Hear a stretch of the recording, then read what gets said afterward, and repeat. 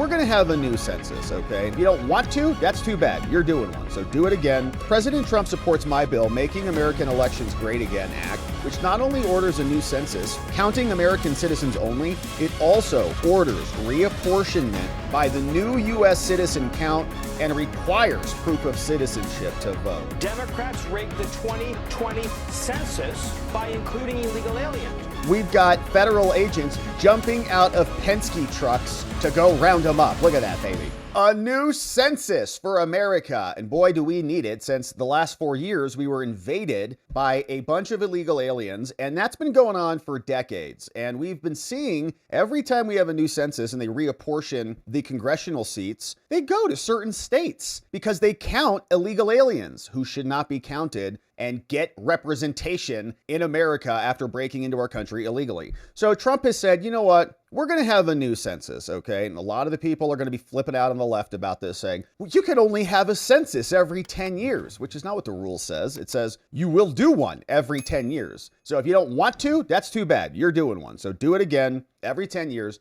Constitution says so because we want to make sure we have actual representation in this country, and the founders knew that. They said, well, if you want to have a relationship between the representatives who go to Washington and the people whom they represent. And that has really actually diminished, by the way. It used to be like 1 to 50,000, one representative for 50,000 people, give or take. Old colonial standards, that was a fair representation, 50,000 people, one dude at the time. Now it's like 1 to 800,000, about 750,000 going up every time, the population goes up. The House is capped at the same. So we really have no representation. Then they bring in illegals and then they water down our representation and reapportion some of that representation to them. It's ridiculous. And so this is so welcomed. I have instructed from the president, our Department of Commerce, to immediately begin work on a new and highly accurate census based on modern day facts and figures, and importantly, using the results of the information gained from the presidential election of 2024. People who are in our country illegally will not be counted in the census. They don't get representation in America. They're here illegally. Thank you for your attention to this matter. And that is tremendous news. Now, I'm sure there'll be lawsuits and all sorts of stuff on this. So when will we get it? Will it go into effect before the midterms? Probably not. We'll hope so, but will they just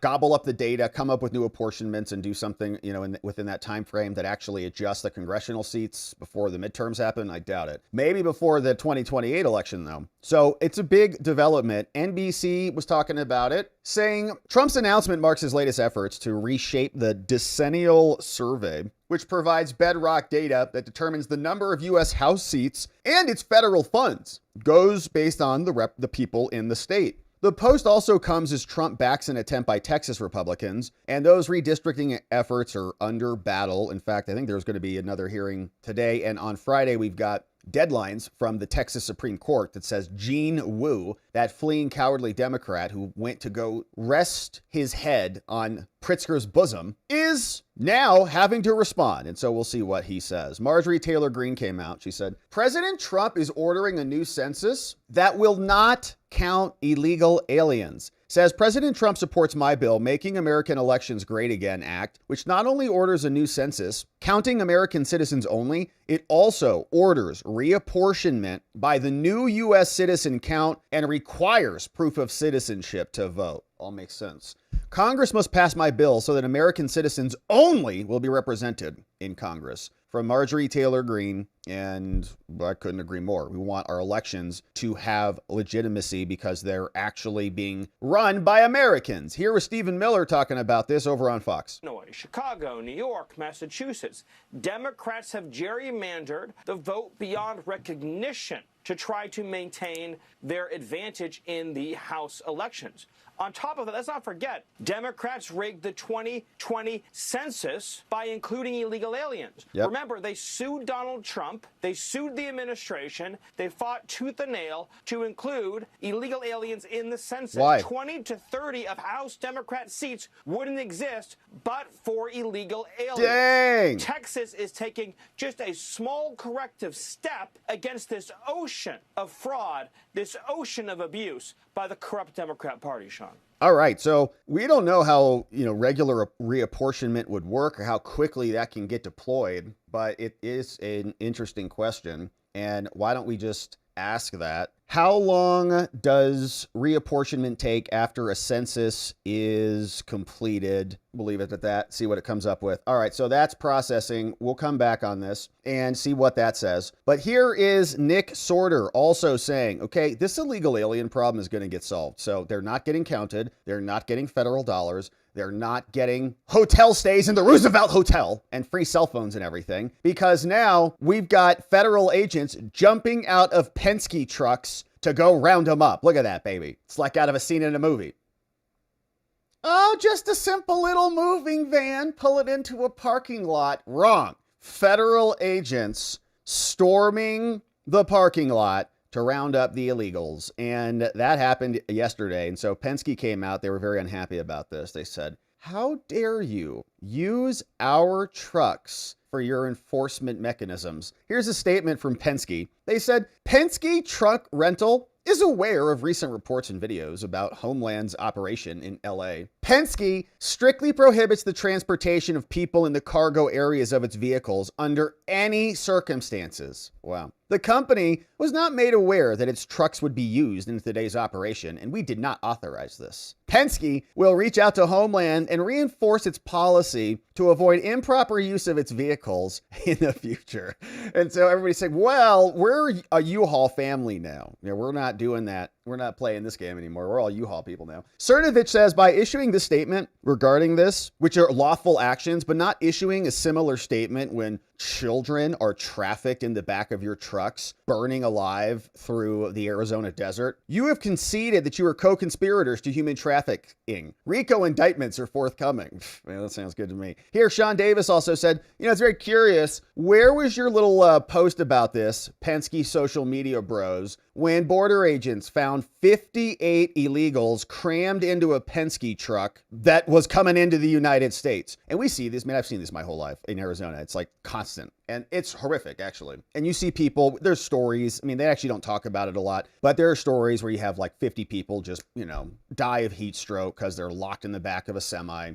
Stuff rolls over. You see photos, man, if you really want to get into some dark areas, you look at people who like tuck themselves into the seat cushions and stuff like that. I mean, it's really a horrific thing that the government is enabling by perpetuating the cycle rather than just bringing it to zero like the president has done. So 58 migrants crammed into the Penske truck. And they didn't say too much about that because they don't care too much about any of that. Here's another angle of the recording. All of them jumping out, rounding them up. Here's what Fox News was reporting about it. Agents came out of the trucks and dozens of people scattered. 16 people were taken into custody. We are working on confirming their information right now. Agents got in and out in a matter of minutes. DHS says they did surveillance of this area prior, and they used the rental trucks because they claim there's too many scouts in this area. Now, I talked with Border Patrol Chief Greg Bovino and asked for his response to critics who say enforcements like this are just targeting people looking for work. And look at that guy carrying those two illegals like that. I used to carry my two younger brothers like that. I'm like, all right, get over here. Mom said we're leaving. Get over here. Just grab them both. And, you know, so that's what's happening there. This are just targeting people looking for work. And when we look at the damage that unmitigated immigration has caused to this country, look at the Jacqueline Nungareys and the Kate Steinleys and all those that have been hurt, maimed, and killed by illegal aliens. I think they need to redirect their attention and maybe think a little harder before they say things like that. Yeah, and of course, a lot of these people being rounded up are also criminals, okay? They're out there on the side of Home Depot getting ready for a new life, and you just forget the past of everything. I'm now here. My name's somebody different, whatever. Whole new life, whole new world. But when you look into them, they fled from something else. They fled from criminality. They fled from gang membership. They fled from some other problematic lifestyle that if they would have come in through the front door, we would have said, you're not coming in here. Or a sane country would have said that. Joe Biden and his administration, of course, flew them in like a Uber service. But here is the rest of the report. Now, last month, LA Mayor Karen Bass showed up in person to a federal immigration raid at MacArthur Park. Bass claims yesterday's Trojan horse operation may have violated a recent temporary restraining order issued by a federal judge aimed at preventing alleged discrimination by the Trump administration during raids here. It's an unfortunate freeze frame. So you say that there is evidence that they were asking, are people here looking for work? How is that consistent with them saying that they were looking for the gang members or that they were abiding by the TRO. Now, Penske has released a statement about DHS using the trucks, writing in part, Penske strictly prohibits the transportation of people in the cargo area of its vehicles under any circumstances. The company was not made aware that its trucks would be used in today's operation and did not authorize this. Penske will reach out to DHS and reinforce its policy to avoid improper use of its vehicles in the future. Now, DHS did respond to Penske's statement in a now deleted post, and DHS pointed to an incident in 2023 when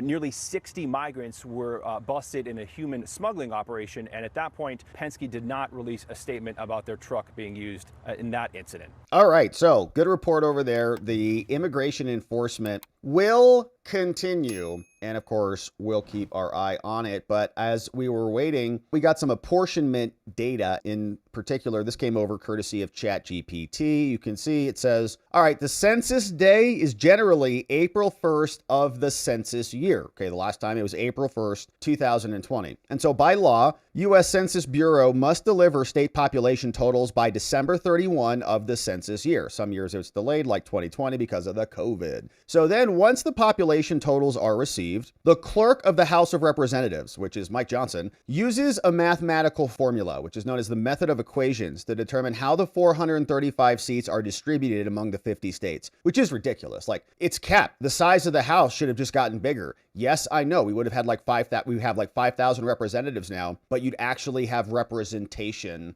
You don't have a big Senate and a small Senate. It's not representation at all if you can just have little senators and big senators. And it would change the whole dynamics. Like, it's a lot harder to buy off 5,000 people than it is 435 people. You can control 435 people because they're just 435 people. But if you have actual representation and you decentralize the representation and you have 5,000 representatives because you have a 1 to 50,000 apportionment calculation and mathematical formula versus a 1 to 750,000 calculation, and you just bump that number up, then you have an actual body that's representative of the people and not representative of the government. So this reapportionment is immediate. It's an automated calculation that happens shortly after the population totals are finalized. Then the president reports the apportionment results to Congress within a week of the start of the new session, typically early January. The clerk of the House then formally notifies each state governor of their new number of House seats. So then reapportionment is quick. So like, this is pretty quick. Like, this can happen relatively quickly. Now, if you're asking about redistricting, then the redistricting happens after apportionment. So they say, okay, so now you had 5 seats. Now you have 6. So then you get the new. So that was my next question. So then after reapportionment, we have elections. Explain how that works.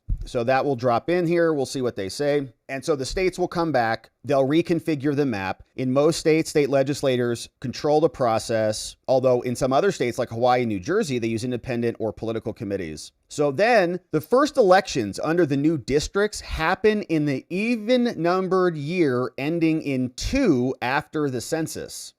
For instance, redistricting based on the 2020 census first affected elections in 2022, seating a new Congress in 2023.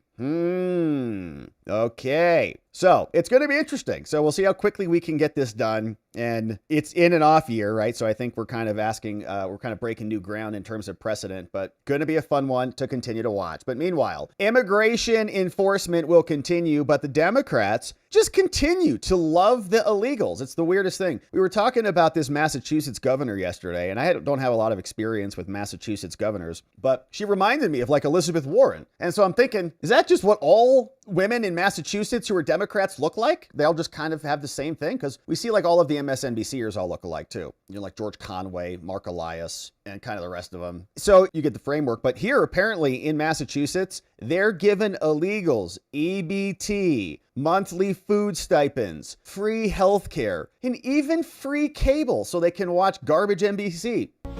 The Massachusetts GOP is criticizing Governor Maura Healey over a new report that shows shifting shelter costs to the state's home-based program. The program provides rental assistance to migrant families. According to the report, Massachusetts is on pace to spend $97 million on the home-based program in the current fiscal year. The state spent approximately $9.5 million on housing she can't even believe it. At-risk families. Massachusetts Republican Party Chair Amy Carnevale. Like, what? How much did we spend?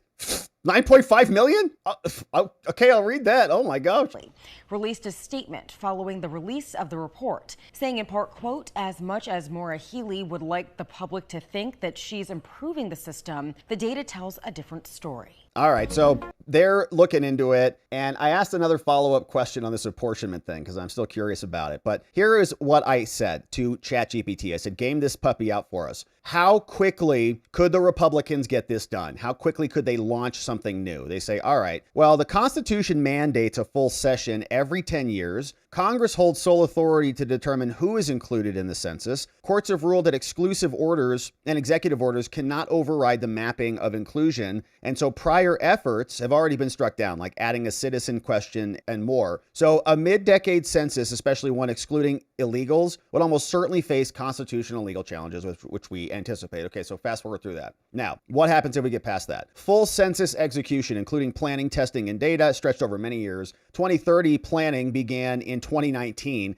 with tests scheduled for 6 and 28, saying, yeah, realistic estimate, even if given a complete green light, it's probably multi-year. And so timeline, yeah, it's like 2 to 4+ years is what this analysis is saying. So, I mean, that, anything in the government takes 2 to 4 years at least. So it's going to be very interesting to see if, and Trump Operation Warp Speed on this baby, let's go, actually apply it to something useful would be good. And so EPA is also saying we're going to continue our illegal immigration enforcement, and we're not going to allow the pro-illegal lovers to say that we're wrecking the environment. And that's why we can't house illegals in America, because it's bad for the owls. This administration has really had to pivot from some of the policies of the previous administration, the Biden administration. And I want to talk to you about a New York Post report that says this: the Biden administration funneled at least $20 billion into environmental groups, most of which had only recently been founded, the Post reported. And